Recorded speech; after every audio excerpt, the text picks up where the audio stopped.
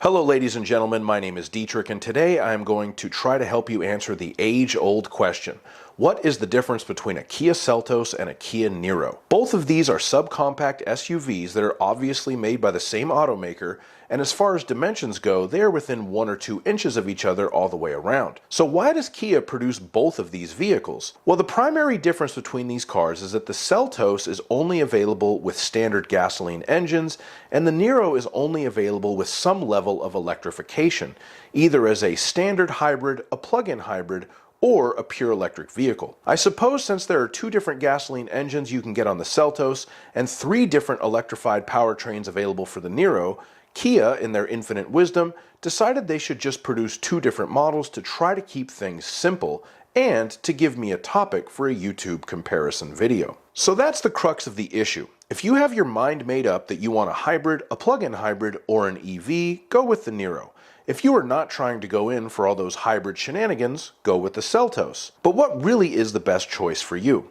If we compare base models, the Niro Hybrid LX is currently $2,500 higher on the MSRP than the Seltos LX. The Niro Hybrid allegedly gets 53 miles per gallon combined, and the Seltos LX allegedly gets 29 miles per gallon combined. That's a huge difference in mile per gallon for a much smaller percentage increase in price. Just taking all those numbers at face value, it would only take about 15,000 miles to make up the $2,500 price difference with the savings on gas with the Niro, assuming gas was $4 per gallon. But things are rarely that simple. Based on current market conditions, my intuition is that you can get a more favorable deal on a Seltos than you could on a base model Niro hybrid. So let's say, just for the sake of arguments, that you could get $1,500 off MSRP and a lower interest rate on the Seltos, and the Niro hybrid is $1,000 over MSRP with the higher interest rate, making your monthly payments higher. That makes the hybrid much less attractive. If you have a place to plug it in, the Niro plug-in hybrid is enticing because if you charge it, you can go up to 33 miles on pure electric power, which could save you a ton of gas in the long run. However, the Niro plug-in starts with the mid-level EX trim, and you can buy a Seltos EX for $8,500 less MSRP than a Niro plug-in hybrid EX.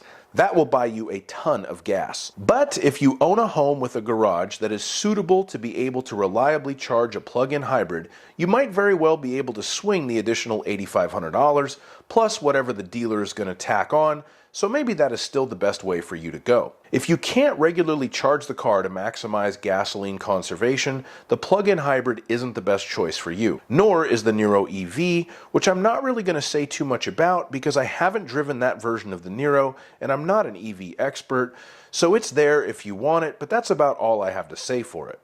The Seltos does have a few things going for it.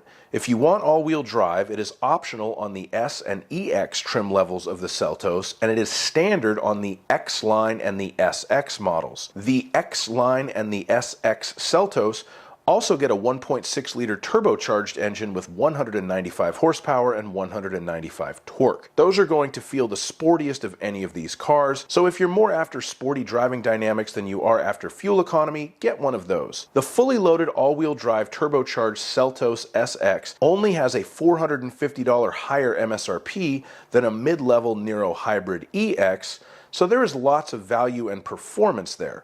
All-wheel drive is not available on any of the Niro models. When it comes to practicality, the Niro Hybrid might actually be the winner. It has more overall cargo room than the Seltos with the back seats folded down, and I could fit my 6'5" frame behind myself pretty easily in the Niro Hybrid, where I didn't quite fit in the Seltos EX that I drove. The Niro plug-in hybrid has slightly less overall cargo capacity than the standard Niro hybrid, but weirdly, the Niro EV does not. When it comes to looks, I have to say I prefer the Niro by a fairly wide margin to the Seltos. I'm not really sure how to explain it. I think maybe the Seltos is too busy at the front, and I just prefer the front end and the overall design of the Niro as a whole. So at the end of the day, what should you buy? There are so many variables that you're just going to have to figure it out on your own. If you're on a super tight budget, the Seltos LX would be the right play because it is flat out cheaper and it's still a very good car. If you drive a ton of miles and you're going to keep the car for a long time, probably the Niro hybrid or plug-in hybrid if you have a place to charge it for better efficiency and long-term fuel savings. If you need all-wheel drive or you want the sportiest feel in one of these cars, one of the all-wheel drive Seltos models,